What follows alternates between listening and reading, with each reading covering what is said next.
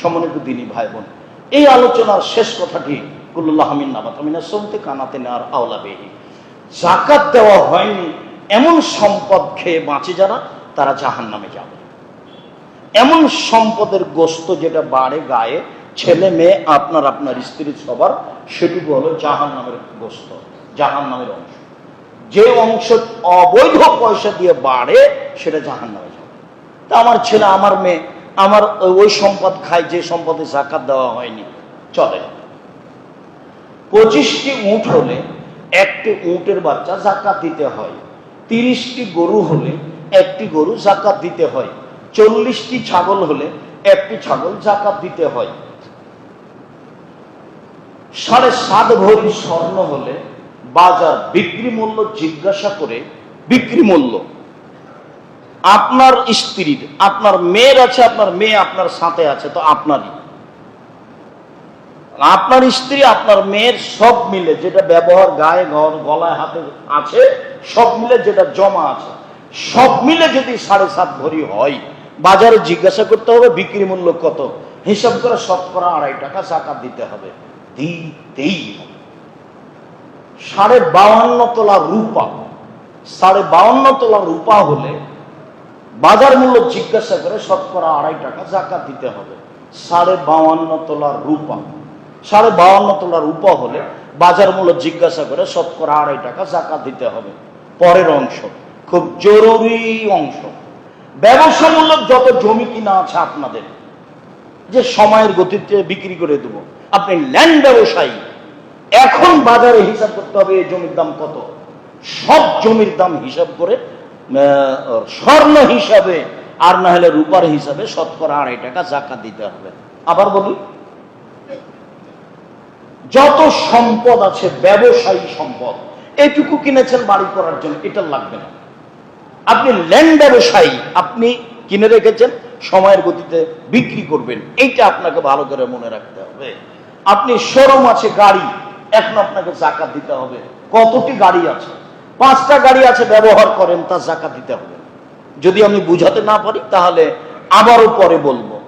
আপনি বাড়ির ফ্ল্যাট কিনে রেখেছেন, সময় বিক্রি করবেন, আপনি নিজে বসবাস করবেন সেজন্য 2টা ফ্ল্যাট কিনে রেখেছেন, এর যাকাত দিতে হবে।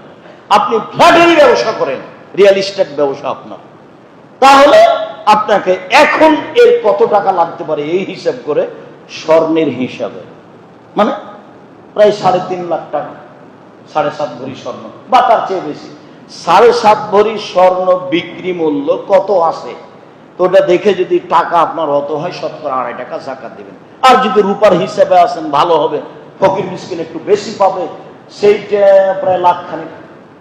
52.5 তোলা রূপা, এখনই জিজ্ঞেস করবেন সন্ধ্যার সময়তে যে স্বর্ণকার, কাছে ভাই 52.5 তোলা রূপার দাম কত? 75,000, 80,000, 1 লাখ। হ্যাঁ, আপনার টাকা যখন এই স্বর্ণ বিক্রি করে 1 লাখ হয়ে যায়, তো দিতে হবে 7.5 ভরি বিক্রি করে যা হয়, বা রূপা বিক্রি করুন বাড়ির টাকা। এবার চলেন, ডিপিএস খোলা আছে তার টাকা, দোকান বরাদ্দ দেওয়া আছে তার টাকা, আপনার ঋণ দেওয়া আছে সহজেই পাওয়া যাবে তার টাকা, ব্যাংকে জমা আছে এই টাকা, সব মিলে যদি 7.5 ভরি স্বর্ণ সমমূল্য হয়, সব মিলে যদি 52.5 তোলা রূপা সমমূল্য হয়, তাহলে শতকরা 2.5 টাকা যাকাত দিতে হবে। আবার বলি,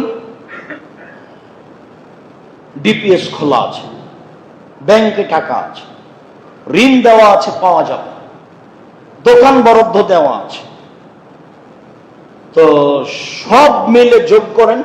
এখন দেখেন 52.5 তোলা রূপা সমান হয় নাকি, যদি হয় তাহলে শতকরা 2.5 টাকা যাকাত দিতে হবে। তবে যে টাকা আপনি ঋণ দিয়েছেন পাওয়া যাবে না, পাওয়া যাবে কি যাবে না সন্দেহ আছে, এটা হবে। যারা কোটি কোটি টাকা লোন নিয়ে ব্যবসা করছে, তাদের সব টাকার যাকাত দিতে হবে। এর উপরে ওই পূর্ণ মালিকানা আছে। এদেশের তা আবার আর একটা সুবিধা, যে এক সময় সব টাকা তা ব্যাংক আর বোঝানো লাগে না, যেটুকু দেখছেন সেটুকু তো গতির ব্যাপার। কাজেই যত টাকা ঋণে নিয়ে এসছে সব টাকার যাকাত দিতে হবে, দিতেই হবে। এবার শস্য, 18 মণ 30 কেজি শস্য হলে, ধান বা গম বা যে কোনো শস্য 18 মণ 30 কেজি শস্য হলে 20 ভাগের 1 ভাগ শস্য ওসর দিতে হবে। 18 মণ 30 কেজি শস্য হলে উপরে যত যাবে সব 20 ভাগের 1 ভাগ, 20 ভাগের 1 ভাগ, 20 ভাগের 1 ভাগ। 18 মণ 30 কেজি শস্য হলে 20 ভাগের 1 ভাগ শস্য ওসর দিতে হবে। আপনি জমি লিজ নিয়েছেন সেটারও দিতে হবে, যেটা আপনার নিজের জমি সেটারও দিতে হবে। বন্ধক হারাম, খাই খালাসি চলে, লিজ চলে, বন্ধক হারাম। এক সময় টাকাও ফেরত পাওয়া যায়, জমিও পাওয়া যায়, এইগুলো প্রথা চলবে না। খাই খালাসি এখন বুঝেন কি না, লিজ, এটা চলবে।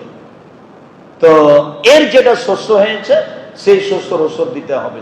বেগুনের ওসর নেই, কলার ওসর নেই, আলুর ওসর নেই, সবজির ওসর নেই, এই দেশের ফলমূলের ওসর নেই। আছে আঙ্গুর, আছে খেজুর, এগুলো মূলত শস্য ওই দেশে, আর এগুলো থাকে অনেক দিন। সম্মানিত দিনী ভাই বোন, এবার আমরা আলোচনার শেষে চলে আসলাম।